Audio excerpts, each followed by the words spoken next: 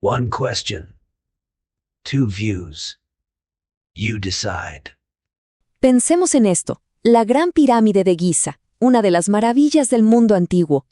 La historia que todos conocemos nos dice que se construyó en solo 20 años. Pero, ¿es eso realmente posible? A ver, en este espacio no vamos a dar una respuesta definitiva.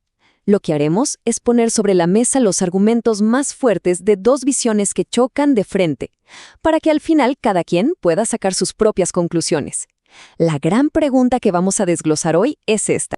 Y bueno, esta pregunta, que parece tan simple, en realidad divide a los expertos en dos bandos que parecen irreconciliables. Vamos a meternos de lleno a ver por qué este debate es, sin duda, uno de los más fascinantes de toda la egiptología. Ok, aquí tenemos las dos posturas. Por un lado está la visión que dice, claro que sí, los antiguos egipcios tenían absolutamente todo lo que necesitaban. O sea, las herramientas, la organización, la gente, todo para lograrlo.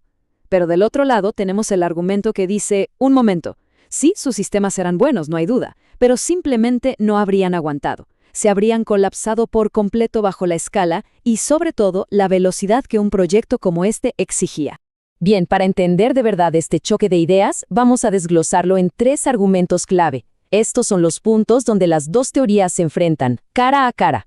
Y vamos con el primero.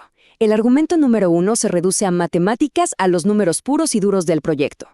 La pregunta es, ¿era humanamente posible sacar y poner millones de bloques de piedra a un ritmo constante durante 20 años sin parar? Y aquí es donde entra la cifra que lo cambia todo. Para cumplir con ese plazo de 20 años, los cálculos dicen que los constructores tendrían que haber colocado un bloque de varias toneladas cada 2 o 3 minutos, y esto todos los días, sin descanso. Suena a una locura, ¿verdad? Bueno, vamos a ver cómo cada visión intenta explicar esta aparente imposibilidad. Ok, la primera visión nos dice que ese cálculo de 2 a 3 minutos es en realidad un poco engañoso. La clave, según ellos, no era la velocidad de una sola persona, sino el trabajo en paralelo a una escala masiva. O sea, no hay que imaginar una sola fila de gente, sino miles de cuadrillas trabajando al mismo tiempo. Piensen en esto. 3.000 canteros podían producir hasta 500 bloques al día. Además, tenemos pruebas como el diario de Merer, que nos muestra una logística súper organizada, de élite. Así que esos 2 o 3 minutos no es lo que tardaba una cuadrilla, sino el promedio de toda la operación. Visto así, suena totalmente factible. Pero, claro, llega a la segunda visión y dice que la teoría es muy bonita, pero no sobrevive al contacto con la realidad. Para ellos, todo genera fricción. Primero, las herramientas. Esos miles de cinceles de cobre se desgastaban sin parar, lo que creaba un cuello de botella logístico gigantesco solo para mantenerlos afilados. Segundo, el problema del tiempo activo. El modelo de 2-3 minutos asume algo casi imposible. 0 accidentes, 0 fallas en los suministros, 0 retrasos durante 7.300 días seguidos. Y para rematar, la congestión. Poner más y más trabajadores no siempre acelera las cosas, al contrario, crea atascos y paradójicamente todo se vuelve más lento. La eficiencia simplemente colapsa. Muy bien, pasemos al segundo gran punto de debate, las rampas. Aquí el desafío es pura ingeniería. ¿Cómo subían todo ese peso? La pregunta clave es si se podía mover la piedra hacia arriba lo suficientemente rápido, sobre todo a medida que la pirámide iba creciendo y creciendo. La visión 1 descarta por completo la idea de una sola rampa gigante y torpe. No, lo que proponen es algo mucho más inteligente, un sistema de rampas adaptativas. La idea es que las rampas iban cambiando a medida que la pirámide crecía. Abajo, en la base, usaban rampas externas, súper anchas para mover los bloques más grandes, pero a medida que subían, reconfiguraban todo a diseños más eficientes, como una rampa en espiral o incluso una interna. Básicamente, una solución de ingeniería que evolucionaba con el propio proyecto. Muy práctico. Pero la segunda visión le encuentra un punto débil, un fallo que consideran fatal a todo este plan de rampas. Y lo resumen en una frase que es, bueno, bastante directa e impactante. La esquina, donde la velocidad va a morir. Y esta analogía lo explica perfectamente. Para mantener ese ritmo de un bloque cada 2-3 minutos, La rampa necesitaba ser como una autopista de varios carriles, a toda velocidad. El problema es que una rampa en espiral en la práctica funciona como una carretera de un solo carril con una señal de pare en cada curva de 90 grados. Imaginen la escena. Intentar girar un bloque de 2,5 toneladas en una esquina estrecha y empinada.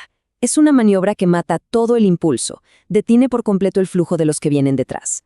Para esta visión, es simple. Ninguna rampa conocida podía soportar el tráfico necesario para terminar a tiempo. Y esto nos lleva directamente al tercer y último argumento, la cima, el punto final del proyecto. Aquí la cuestión es, ¿qué pasa cuando el espacio de trabajo se va haciendo cada vez más y más pequeño? ¿Eso se convierte en una ventaja o en un obstáculo insuperable?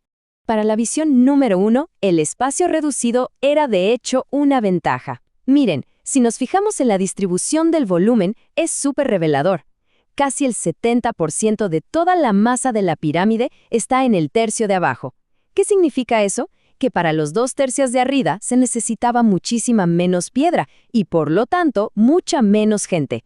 El proyecto, por así decirlo, se ajustaba solo. El número de trabajadores disminuía naturalmente a medida que el espacio se reducía. No había cuello de botella. Pero la segunda visión le da la vuelta por completo. Ellos hablan de un fenómeno llamado saturación en la etapa final. Es un concepto muy conocido en la gestión de grandes proyectos. Llega un punto en que el espacio de trabajo es tan pequeño que meter más gente no solo no ayuda, sino que activamente estorba. Todos se tropiezan, interfieren entre sí, y la eficiencia, en lugar de mantenerse, se desploma, colapsa. Desde ese punto de vista, la altura lo cambia absolutamente todo. El costo en tiempo y energía para subir un solo bloque a la cima no es lineal, aumenta exponencialmente. Allá arriba, esa pequeña plataforma se convierte en un proceso de una sola vía. Un solo error, un pequeño retraso y todo el trabajo se detiene. Aumenta la complejidad, aumenta el peligro, mientras el espacio para trabajar se hace diminuto.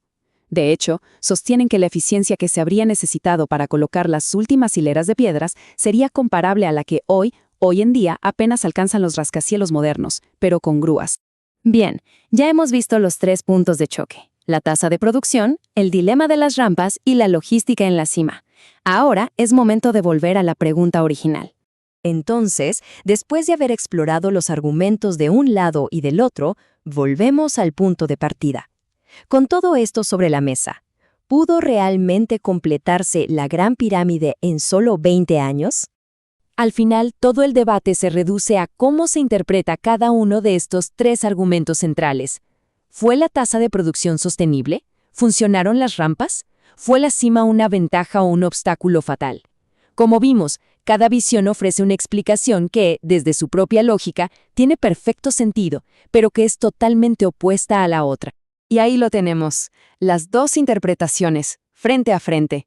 Por un lado, la defensa de una organización increíble y el poder del trabajo en paralelo.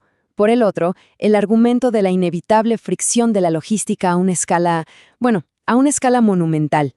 Quizás la pregunta final no es solo si pudieron hacerlo, sino si nuestra comprensión moderna de la física y la gestión de proyectos realmente se puede aplicar a una de las hazañas de ingeniería más extraordinarias de toda la historia. La decisión, como siempre, queda abierta.